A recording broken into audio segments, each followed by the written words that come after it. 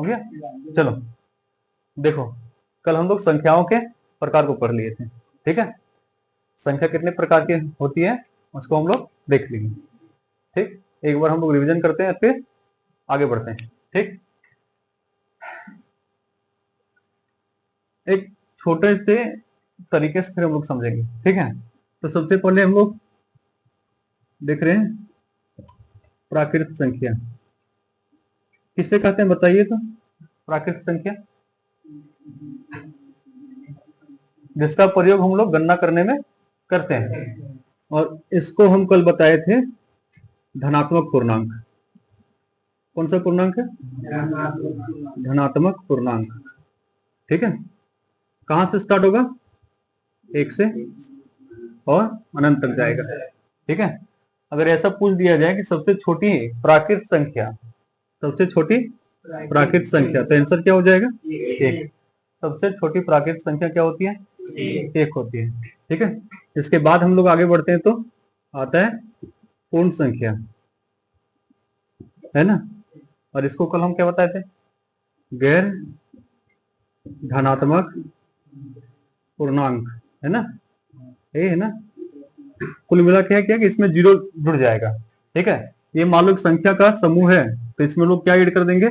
Zero. और यहां से इनफिनिट तक जाएगा, ये हो जाएगा पूर्ण संख्या, ठीक है। सबसे छोटी पूर्ण संख्या क्या है? जीरो।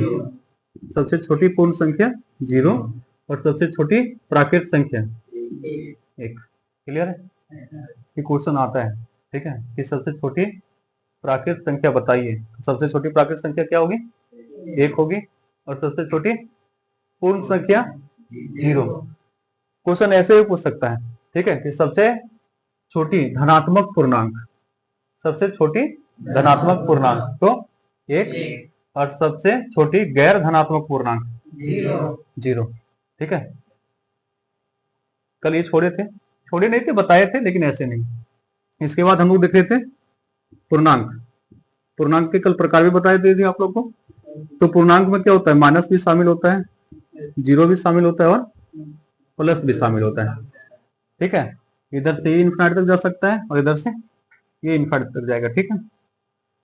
ये हो गया पूर्णांक, ठीक है। और सभी पूर्णांक संख्याएं क्या थी? परिमेय संख्या थी, है ना। परिमेय संख्या मतलब जिसे पी बाई क्यू के रूप में हम लोग लिख सकते हैं, और जहां क्यू के जगह पर जीरो नहीं होगा। कल हम लोग ये सब पढ़ लिए थे, ठीक है। अब क्वेश्चन ये पूछता है कभी कभी, क्या जीरो परिमेय संख्या है या नहीं है? जीरो परिमेय संख्या है या नहीं? तो आंसर क्या होगा? यहां देखो, पूर्ण संख्या ही पूर्णांक होती है ना। जितनी प्राकृत संख्या पूर्ण संख्या सब क्या है? पूर्णांक। और जितना पूर्णांक संख्या क्या है? तो जीरो इसमें शामिल है या नहीं है? तो जीरो शामिल होती है, परिमेय संख्या होगा या नहीं होगा? होगा, ठीक है। तो जीरो एक परिमेय संख्या है, ठीक है। लेकिन अगर ऐसे पूछ दिया जाए 2/0, तो क्या ये परिमेय संख्या है? नहीं है। क्यों नहीं है? यहाँ देखो पी बटा क्यू, क्यू की जगह पर हम क्या बताए थे? जीरो नहीं होना चाहिए, लेकिन यहाँ जीरो है, ठीक है। इसलिए ये परिमेय संख्या नहीं है, ठीक है। लेकिन अगर ऐसे रहा तो परिमेय संख्या है, ठीक है। कुल मिला के जो हर होगा वो जीरो नहीं होना चाहिए, ठीक है। अर्थ जीरो रहेगा चलेगा। यहां तक हो गया था हम लोग का। तो जो परिमेय संख्या नहीं है वो क्या है? अपरिमेय संख्या है, ठीक है। और ये दोनों को अगर हम लोग एक साथ मिला देते हैं तो ये था वास्तविक संख्या, जो हम लोग कल डिटेल्स में पढ़ लिए, है ना। अगर शॉर्टकट में पूछ दिया जाए कि वास्तविक संख्या क्या है, तो संख्याओं का ऐसा समूह जिसमें परिमेय संख्या और अपरिमेय संख्या दोनों शामिल होता है, उसे हम लोग क्या बोलेंगे? ठीक है। कल इसका क्लास हम लोग पूरा डिटेल से कर चुके हैं, ठीक है। आज केवल हम लोग रिवीजन कर रहे हैं, ठीक है। और किस टाइप से क्वेश्चन आता है उसको देखेंगे, ठीक है। वास्तविक संख्या से किस प्रकार से क्वेश्चन पूछता है उसको आज हम लोग जानने का प्रयास करेंगे, और उससे कोई क्वेश्चन बाहर नहीं आएगा, ठीक है। इस बात को भी ध्यान में रखना है। कोई दिक्कत है? कोई दिक्कत है? नहीं ना? रिवीजन करेगा एक बार? चलो बताओ। प्राकृतिक संख्या किसे कहते हैं? तो ऐसी संख्या जिसे गणना करने में प्रयोग करते हैं हम लोग, ठीक है, वो क्या हो गया हमारा प्राकृतिक संख्या। जैसे कि हम लोग कहते हैं कि एक घर है, 2 घर है, 100 घर है, 50 घर है, 1 लाख घर है। कभी ऐसे सुना है कि माइनस में 5 को घर है ना? तो माइनस में 5 घर नहीं होता, नहीं ना। मेरे पास 0 घर है, किसी के पास 0 घर हो सकता है? मैंने 0 अंडा खाया ये भी नहीं हो सकता, है ना। तो ये हमेशा काउंटिंग वाला है, इसको गिनने में हम लोग प्रयोग करेंगे। जैसे एक संख्या है, 2 है, 3 है, ऐसे, ठीक है। और इसी को हम लोग क्या बोलते हैं? धनात्मक पूर्णांक बोलते हैं, ठीक है। पूर्ण संख्या क्या है कि अगर हम लोग प्राकृतिक संख्या के समूह में किसको ऐड कर दें?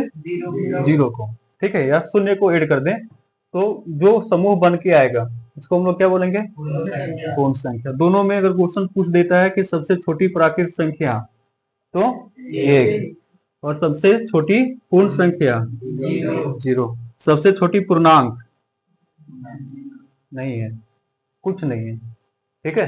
ये क्वेश्चन पूछेगा ही नहीं, और पूछेगा तो इसका कोई आंसर नहीं है, ठीक है।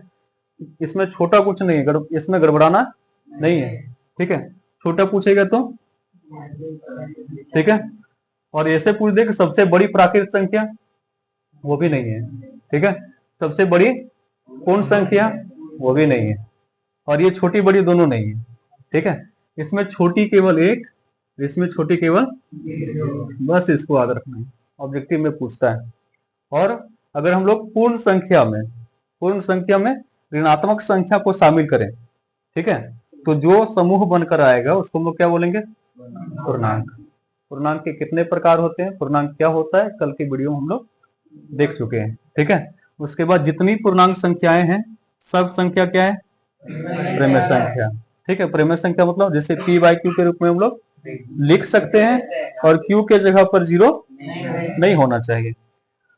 जो प्रेमय संख्या नहीं है ऑटोमेटिक कौन संख्या हो जाएगा?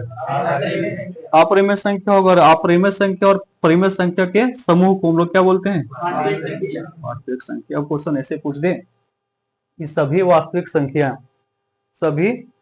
संख्या प्रेमय संख्या होती है? अभी सोचना है कि सभी वास्तविक संख्या प्रेमय संख्या होती है। चलो एक हायरार्की बनाते हैं हम लोग, ठीक है, और उसके अनुक्रम में हम लोग सब देखेंगे, ठीक, क्या कहेगा और हम लोग क्या आंसर लिखेंगे। ये क्लियर है? निकाल पाओगे?